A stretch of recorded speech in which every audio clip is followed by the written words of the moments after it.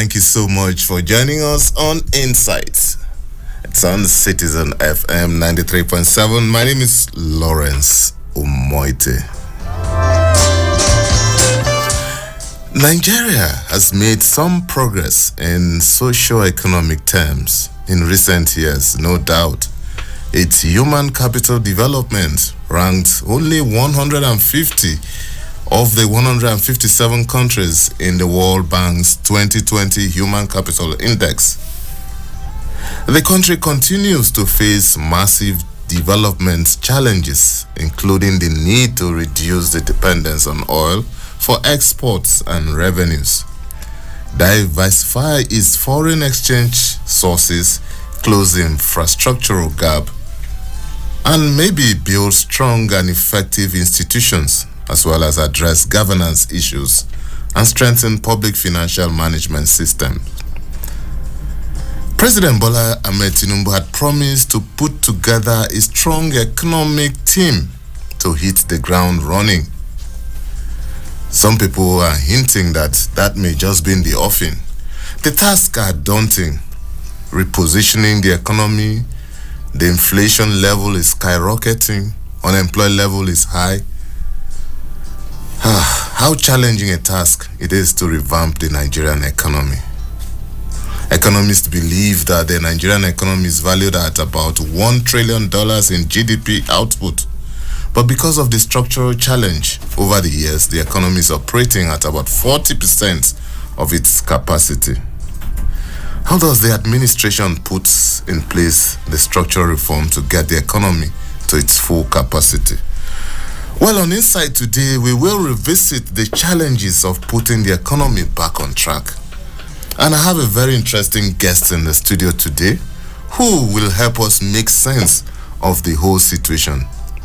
He is an economist by training, and he also wears other cap. But for today, we will want to tap from his wealth of knowledge and expertise on that field, economy. His name is Babawale Salako. Welcome to Insight, my brother. Yeah, good morning, sir. It's a pleasure to have you on Insight. It's your debut appearance. Sure. Thank you. All right. You can join our live stream on Citizen on YouTube by typing in Citizen FM 93.7, and you will be part of the show live from anywhere in the world. You can also listen to us online on www.citizenfm.ng. You can also follow us on our social media platforms, 3 of them actually, on Facebook at Citizen FM Abuja, on Instagram at Citizen FM 937, and also on Twitter at Citizen FM 937. So that's the setting. How do we get the economy back on track? And we have as our guest Babawale Salako, who is an economist, and he will help us make sense of the situation. Babawale, let's start this way.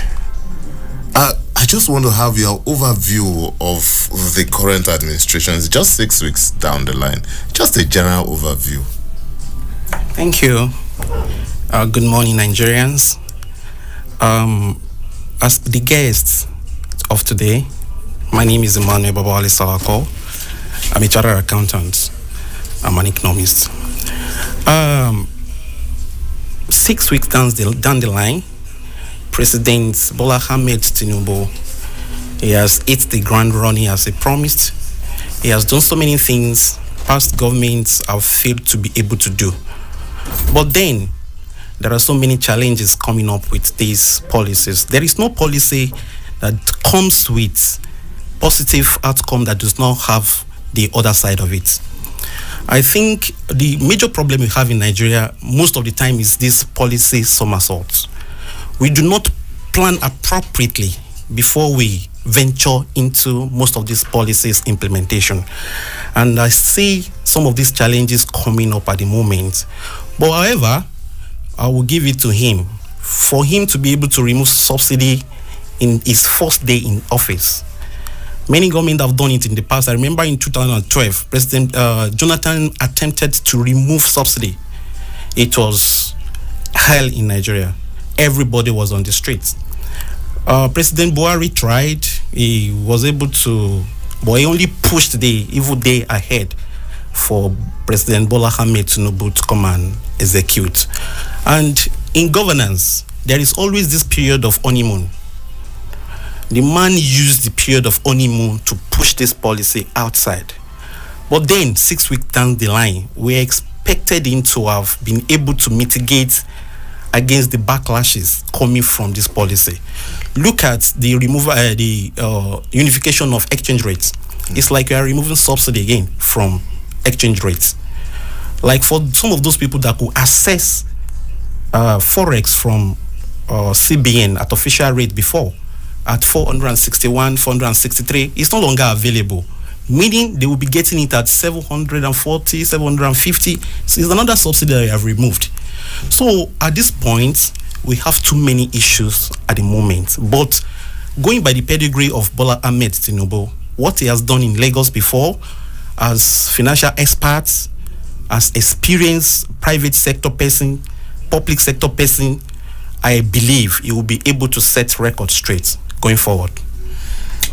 Okay, let's delve into some of the issues. There are a lot of them, but we'll take as many as time would permit. You are a chartered accountant. Yes, sir. And this is just right on your forte.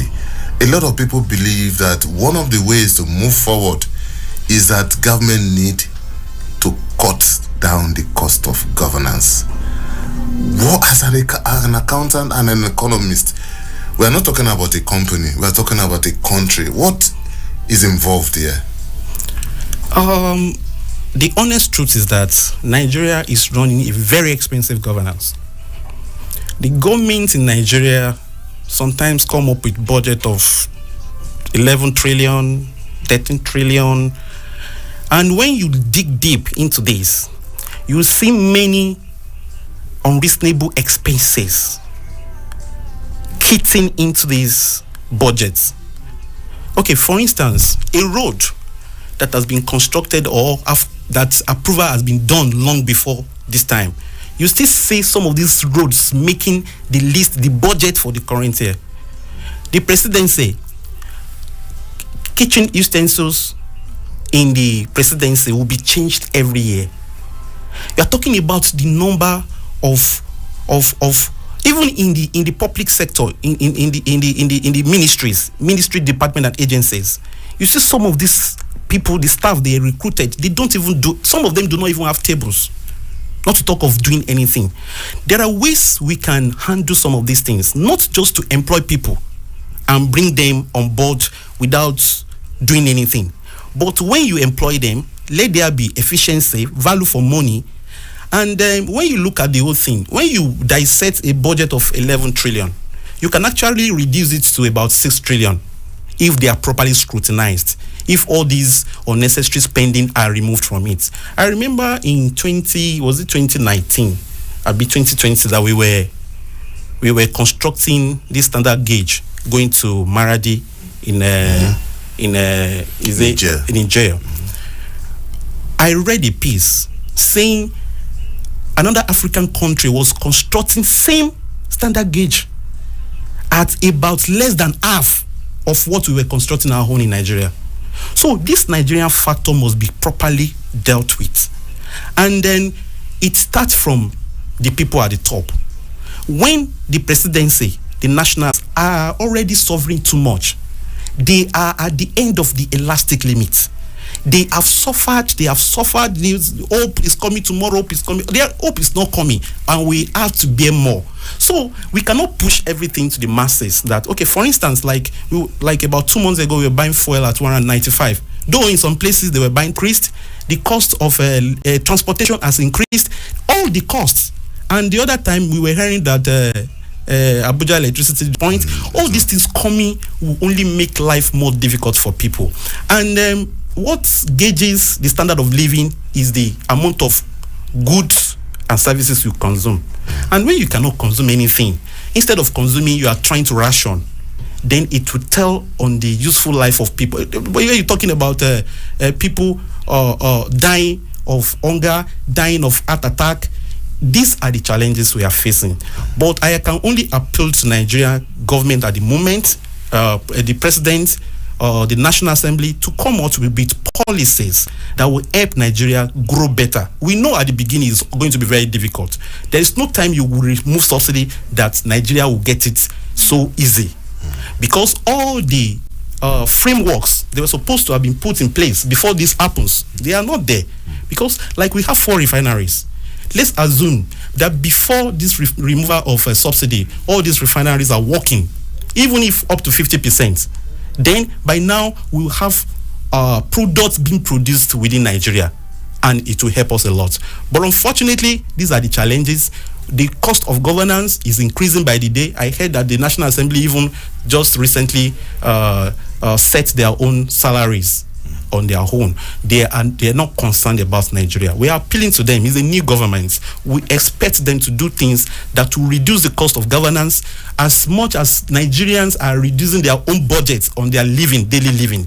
These are the things we can do to say that Nigerian government at the moment, they are serious. When they know they are serious, we too will follow suit. It is always good that Nigeria leads by example. All right, Baba Wale, let's look at our debt profile, over $100 billion. And a lot of people are even complaining that, maybe the country should even stop borrowing. But you are a financial expert. Is it really possible as a nation to stop borrowing? Yeah, it is possible to stop borrowing. But borrowing in itself is not a big deal. It's not a problem. The most indebted country across the globe is perhaps America, and is a country everybody is trying to enter every day. If you are given visa, even if you don't have opportunity of getting visa, if they say okay, just enter somebody's bag and go, the country you will choose in the world is America. But what do we use whatever we get as loan? What do we use them to do? You know, there is what we call productive and non-productive loans. Productive loans are the loans you incurred and invested in such a way that they can pay themselves back.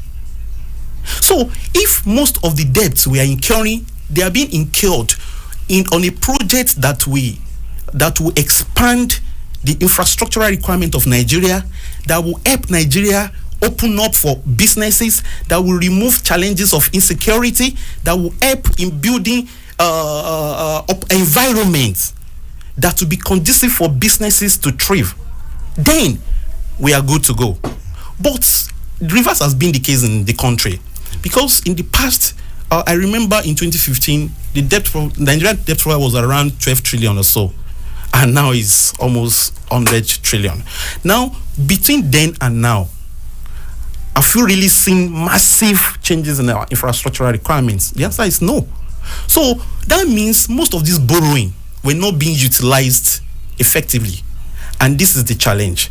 Borrowing in itself is not a problem. When you borrow, you are trying to expand your economy. And this issue of when you borrow, there is what we call velocity of money, the way money moves. Mm-hmm. If the government borrows and spend into infrastructure, some people will get funds from there, being paid from the contracts they got. They too, they will settle their wives at home, go back to complete their own project at home. Before you know it, the money will keep moving, and it will keep creating wealth. Wealth creation is the end of it all. But borrowing to spend on frivolous contract and activities is not in itself sustainable. Mm-hmm. And that is why during the tail end of Buhari's government, you started hearing things like they are paying something, the debt, judgment debt. They are recruiting some people, even on just like a day to the end of that government.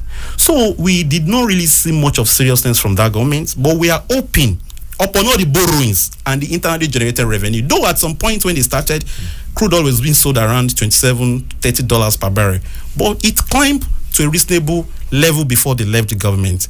And when you combine the internally generated revenue with the borrowing, we are not seeing the impact of this borrowing on ground. Some of the roads constructed by Sukuk, I traveled on this Lokoja road the other day. They put Sukuk, the road they constructed with borrowed fund was already failing. This is not sustainable, because this road, if it has stayed for like 45 years, if you are making money from elsewhere, you will be able to construct other roads across Nigeria in 45 years. But the road will need maintenance in another 1 year. So you'll be needing